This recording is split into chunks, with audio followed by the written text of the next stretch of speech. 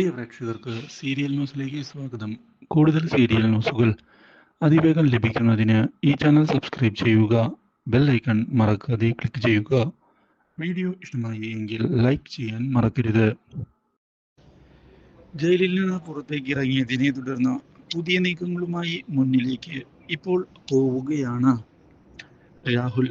മാത്രവുമല്ല, നീനയെയും അമ്മയെയും ചെന്ന് കാണുന്ന അവൻ കാര്യങ്ങളെല്ലാം കൈവിട്ടു പോയല്ലോ, ഇനി നമ്മൾ എന്തു ചെയ്യും?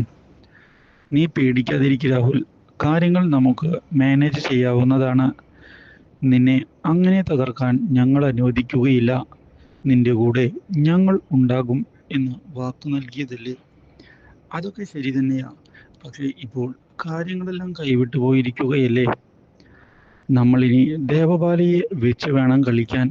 എന്തായാലും നമ്മുടെ കയ്യിലെ കാര്യങ്ങൾ കൈവിട്ടുപോയി എന്നത് സത്യം തന്നെയാണ്. അതുകൊണ്ടാണ് ഇനി ബുദ്ധിപൂർവം മറ്റൊരു കളി നമ്മൾ നടത്തേണ്ടത്. അതുകൊണ്ട് തന്നെ അതിനു വേണ്ടിയുള്ള പുതിയ നീക്കങ്ങൾ പ്ലാൻ ചെയ്ത് മുന്നിലേക്ക് പോകുകയും വേണം. അപ്പോൾ എങ്ങനെയാണ് ഇനി കാര്യങ്ങൾ മുന്നിലേക്ക് കൊണ്ടുപോകേണ്ടത്? അത് ഞാൻ പറഞ്ഞു തരാം. നിങ്ങൾ അതുപോലെ മുന്നിലേക്ക് പോയാൽ മതി എന്ന് നീനയുടെ അമ്മ വ്യക്തമാക്കിയിരിക്കുകയാണ്.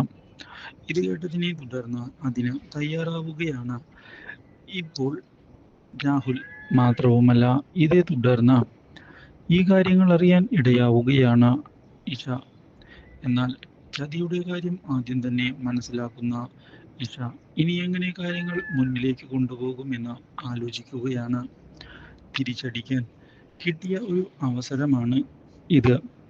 ഇത് വിട്ടുകളഞ്ഞാൽ ശരിയാവുകയില്ല, ഉറപ്പിച്ചിരിക്കുകയാണ് ഇപ്പോൾ ഇഷ. ഇതോടെ പുതിയ വഴിത്തിരിവുകൾ വന്ന് സംഭവിക്കുകയാണ്.